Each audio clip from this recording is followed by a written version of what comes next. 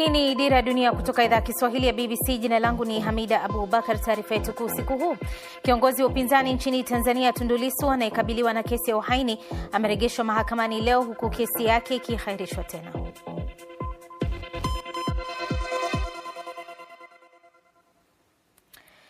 Kesi ya uhaini inayomkabili mwenyekiti wa Chama cha Demokrasi na Maendeleo Chadema Tundu Lissu imehairishwa hadi siku ya Jumatano tarehe 14 ya mwezi huu wa Februari, ambapo inatajwa tena, huku mahakama hiyo ikitarajiwa kutoa uamuzi kuhusu pingamizi la Lissu la kuwaficha mashahidi wa siri.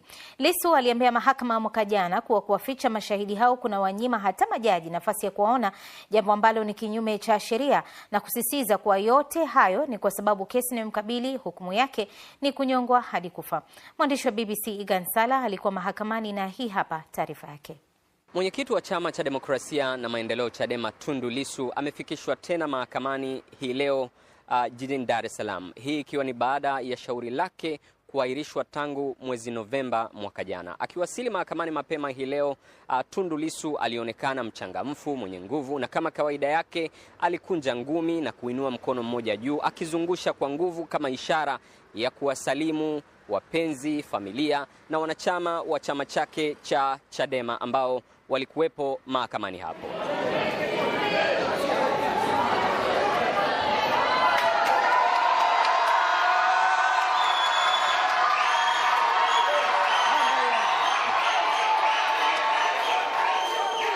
Lissu anashtakiwa kwa kosa la uhaini na Mahakama Kuu ya Tanzania imepanga kusikiliza shauri hilo kwa siku 20 mfululizo kwenye awamu hii, ambapo wakati shauri lilipokuwa likiahirishwa, mashahidi wa jamhuri walikuwa wakiendelea kutoa ushahidi wao, na mshtakiwa Tundu Lissu aliweka pingamizi juu ya mashahidi wa siri na namna ambavyo wanafichwa kwenye kisanduku ndani ya mahakama na kuwanyima majaji nafasi ya kuwaona. Kanuni ziko wazi kabisa kwamba sheria inapotumika isiathiri haki ya mtu kufanya nini, kusikilizwa kwa usawa, na vile vile ni kwamba mashahidi hao kinga ambazo ziliombwa sio zile ambazo sasa hizo wanazitaka. Sasa shauri hilo limeahirishwa mpaka siku ya Jumatano ambapo litataja tena. Na nje ya mahakama, viongozi wa Chadema ambao walikuwepo mahakamani akiwemo makamu mwenyekiti wa chama hicho John Heche, yeye alisema wakati umefika wa mahakama kumwachilia Lissu bila ya masharti yoyote. Hatutakubali Lissu kuachiwa kwa masharti. Hili nataka niliweke wazi na kila mtu ajue. Hakuna masharti ya aina yoyote tutakayokubali, kwa sababu kukubali masharti ni kukubali kwamba mwenyekiti wetu amekamatwa kwa njia za uhalali. Miongoni mwa waliohudhuria mahakamani hapa hii leo kufuatilia shauri la Lissu ni rafiki yake na aliyekuwa mbunge wa Kilwa maarufu kama Bwege. Nimefurahi leo nimemuona rafiki yangu Tundu Lissu jinsi anavyojitetea. Anaonesha yeye ni mwanga na nuru na neema kwa Tanzania mzima. Ni neema. Kwa upande mwingine, dada wa Tundu Lissu amesema kama familia wako imara na wanaiomba serikali kutenda haki. Waone kwamba wakati umefika, kama ni kuiponya nchi, bila Tundu kutolewa nje nchi, uponyaji utakuwa mgumu kwa sababu ana watu wengi nyuma yake. Ana chama kikuu cha upinzani, kiongozi, na anapendwa, na wangetamani kumwona yuko nje. Tundu Lissu alikamatwa mwezi Aprili mwaka jana mkoani Songwe, ambako alikuwa akiendelea na mikutano ya hadhara ya chama hicho wakati wakiendesha kampeni ya No Reforms No Election, wakiupinga uchaguzi mkuu ambao ulifanyika mwezi Oktoba mwaka jana. Igan Sala, BBC, Dar es Salaam.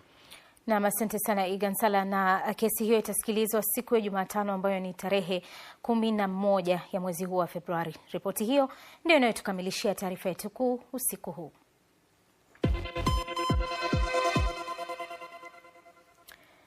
Rais wa Afrika Kusini Cyril Ramaphosa ametangaza kuwa nchi hiyo itaondoa kikosi cha jeshi lake kinachohudumu nchini Jamhuri ya Kidemokrasia ya Kongo katika misheni ya Umoja wa Mataifa MONUSCO. Katika barua kwa Katibu Mkuu wa Umoja wa Mataifa Antonio Guterres, Rais Ramaphosa amesema hatua hiyo imechukuliwa ili kutoa nafasi kwa kikosi hicho kuwajibikia majukumu mengine ya kitaifa. Vikosi vya Afrika Kusini vimekuwa vikihudumu chini ya mwavuli wa MONUSCO katika eneo la mashariki mwa DRC kwa zaidi ya miaka 27, huku zaidi ya wanajeshi 700 wakitumwa nchini nchini DRC kila mwaka kudumisha amani.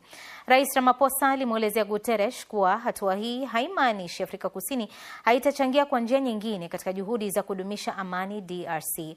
Hatua hii inachukuliwa miezi michache tu baada ya vikosi vya Jumuiya ya Kimaendeleo ya Afrika Kusini SADC kuondoka mashariki mwa DRC kutokana na kundi la M23 kuteka na kudhibiti miji mikuu ya Goma na Bukavu. Sasa hatua hii ya hivi punde inamaanisha nini kwa juhudi za kudumisha amani mashariki mwa DRC? Ili kufahamu zaidi, tunaungana na mchambuzi Daktari Nicodemus Minde. Minde, karibu sana.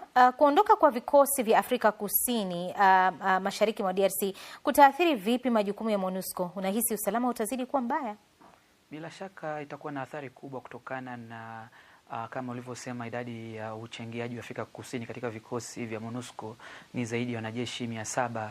Kwa hiyo kuondoka kwa wanajeshi wa Afrika Kusini kutapunguza ule uwezo wa MONUSCO katika kutekeleza mandate yake, ikiwemo ni kulinda doria na kulinda baadhi ya miundombinu na kuleta usalama. Kwa hiyo kwa kiasi kikubwa inaweza kuleta ile athari kutokana na kupungukiwa kwa vikosi. Sasa ukitazama kwa undani, changamoto za kifedha au siasa za ndani ambazo zimemlazimu Rais Ramaphosa kuweza kuondoa kikosi chake upande huo?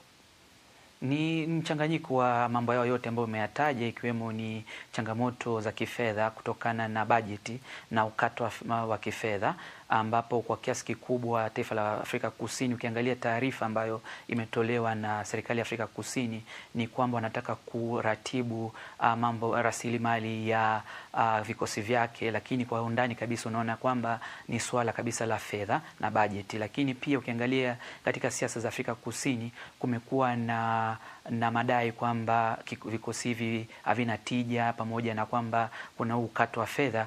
Kwa hiyo kumekuwa na kama manunguniko ama mazungumzo ya kisiasa, na ukizingatia kwamba Afrika Kusini kwa sasa wana serikali ya umoja wa kitaifa. Kwa hiyo kumekuwa kuna malumbano, na nadhani tunaweza kusema ni changamoto, yani ni mjumuiko wa mambo haya mawili ambayo umeyataja. Sasa unadhani Umoja wa Mataifa utalazimika kutumia mbinu zipi hasa ili kuweza kuendeleza majukumu yake, hasa ikizingatiwa kwamba vikosi vyake vinatarajiwa kutumwa Uvira kuweza kudumisha usalama katika eneo lile? Kiutaratibu unakuta kwamba katika kulinda amani, ambapo tukiona kwamba nchi moja inatoa wanajeshi wake, kiutaratibu unakuta kwamba kunakuwa na uwezekano wa taifa lingine kuchangia, ikiwemo wanajeshi pamoja na polisi. Kwa hiyo kuna uwezekano kwamba nchi nyingine inaweza kuja, lakini tunafahamu kwamba sasa hivi dunia imekumbwa na athari kubwa ya fedha kutokana na kupungukiwa na ufadhili kutoka kwa mataifa yenye nguvu, kwa mfano Marekani. Kwa hiyo nadhani pia itaweza kuwa changamoto kubwa sana katika operesheni nzima ya MONUSCO, na tunaona kwamba kama ulivyosema, kuna uwezekano wa kupeleka hivi vikosi Uvira ili kuendelea kuangalia utekelezaji wa makubaliano ya amani. Minde, kwa kifupi tu, hatua gani ichukuliwe ili kuhakikishia wakazi usalama wao? Bila shaka nadhani hatua muhimu sana ni kuzingatia yale makubaliano na kutilia maanani makubaliano na kutekeleza ahadi ya kusitisha vita, lakini pia shinikizo ya mataifa ya nje, yani jumuiya ya kimataifa pamoja na diplomasia ya kikanda ni muhimu sana katika kuzingatia hali ya usalama na ulinzi kwa wananchi wa Afrika wa Kongo Mashariki.